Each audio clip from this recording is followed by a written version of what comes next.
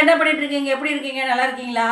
சாப்பிட்டீங்களா? என்ன சாப்பிட்டீங்கன்றத கமெண்ட்ல சொல்லுங்க. மத்தியானம் அம்மா வீட்டில் என்ன சாப்பாடுங்கிறத பார்க்கலாம் வாங்க. பாருங்க, சூடாக ஆவி பிறக்க சாப்பாடு தயாராக இருக்கிறது. சும்மா 2 கரண்டி போட்டுக்கலாம். சுட சுட சாப்பிட்டா அது ஒரு டேஸ்ட்டுங்க மக்களே. பாருங்க, போட்டாச்சு.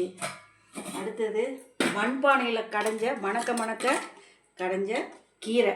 பாருங்க, புளி போட்டு பாலாக்கீரை வாங்கி சூப்பராக இருக்குங்க இது. அப்படியே இதில் கொஞ்சம் நெய் விட்டு சாப்பிட்டா அட என்ன பிரமாதமாக இருக்கும். பாருங்கள், உருளைக்கிழங்கு பொரியல் அப்படியே கொஞ்சமாக வச்சுக்கலாம். அவரைக்காய் பொரியல், பட்டை அவரைக்காய். மெயினாக இந்த பட்டை அவரைக்காய் வாரத்தில் 3 நாளைக்கு சாப்பிட்டிங்கன்னா நார் சத்து உள்ளது, ரொம்ப நல்லது உடம்புக்கு. எப்பயும் போல் அம்மா வீட்டில் மாம்பழம் சீசன் வந்தால் மாம்பழம் இந்தாங்க 2 மாம்பழம் எடுத்து வச்சுக்கலாம் இன்றைக்கி. அடுத்தது பாருங்கள், ரசம் கொஞ்சமாக வச்சுருக்கேன், மிளகு ரசம் வச்சுருக்கேன். எப்பயும் போல் அம்மா வீட்டில் தயிர். வாங்க சாப்பிட்லாம். இன்றைக்கி பிறந்தநாள் திருமணம் உள்ளவங்களுக்கு வாழ்த்து தெரிவிச்சுக்கிறேன். இன்றைக்கி முதல் நான் சொல்ல மறந்துட்டேன்பா. இன்றைக்கி தொழிலாளர்கள் தினம், மே தினம், தொழிலாளர்கள் தினம். தொழில் செய்கிறவங்க எல்லாத்துக்குமே ரொம்ப சிறப்பாக இருக்கணும்னு நான் வேண்டிக்கிறேன்பா.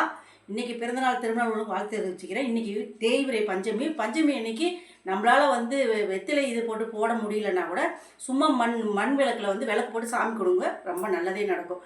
பாய்.